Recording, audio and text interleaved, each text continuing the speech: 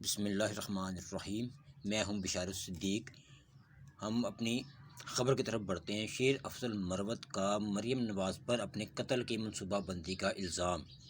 مریم نواز کے کہنے پر سیاسی شخصیت نے ساؤتھ افریقہ اور دبئی میں میری سپاری دی اور پیسے بھی ادا کیے۔ رہنما پی ٹی آئی شیر افضل مروت، انہوں نے ایک پریس کانفرنس میں اپنے ساتھیوں کے ہمراہ مریم نواز پر یہ سپاری دینے کا الزام عائد کیا۔ سنی اتحاد کونسل کے ممبر قومی اسمبلی اور پاکستان تحریک انصاف کے رہنما شیر افضل مروت نے اپنے قتل کی منصوبہ بندی کا انکشاف کرتے ہوئے اس کا الزام مریم نواز پر عائد کیا ہے۔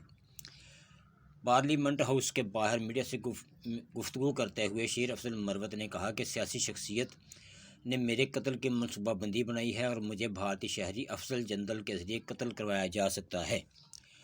انہوں نے الزام عائد کیا کہ میرے قتل کے لیے شوٹر کو $1 لاکھ کی ادائیگی بھی کی گئی ہے۔ یہ تمام مواد ہم FIA کے ساتھ شیئر کرنے کے لیے بھی تیار ہیں، جس سے ثابت ہوتا ہے کہ سارا کام مریم نواز نے کروایا ہے۔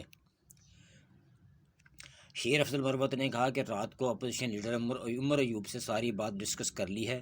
میں مطالبہ کرتا ہوں کہ پاکستان کے نظام عدل اور FIA کی تفتیش کی اجازت دے،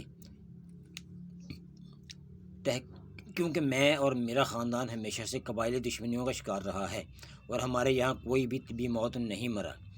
PTI رہنما نے کہا کہ مریم بی بی، آپ کے پاس جو بھی ہو، مگر یہ یاد رکھیے کہ ہماری دشمنی بہت دور دور تک جاتی ہے، لہٰذا پہلے تو آپ دشمنی سے گریز کریں، کیونکہ پھر ہمیں کسی کے رہنے یا نہ رہنے کی کوئی پرواہ نہیں ہوتی۔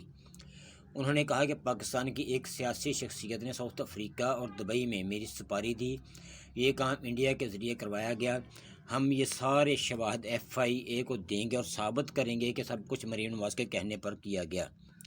شیر افضل مروت نے کہا کہ اگر مجھے کچھ ہوا تو ذمہ دار مریم نواز ہوں گی۔ اگر سیاست کو اس نہج پر لے جا رہے ہیں تو یہ دشمنی دور تک جائے گی۔ موت سے نہیں گھبراتا، زندگی جتنی اللہ نے لکھی ہے اتنی ہی ہوگی۔ یاد رہے کہ بعض حلقوں کی جانب سے مریم صفدر پر صحافی ارشد شریف کے قتل کے پلان کا الزام بھی عائد کیا جاتا رہا ہے، اور اس الزام کو اس لیے بھی تقویت ملتی رہی ہے کہ محترمہ نے جس طرح صحافی کے قتل پر رد عمل دیا، اس پر اس وقت شدید غم و غصے کا اظہار بھی کیا گیا تھا۔ تاہم مریم صفدر نے اپنے رد عمل پر شرمندگی سے انکار کیا اور ڈٹائی پر قائم رہیں۔ دوسری طرف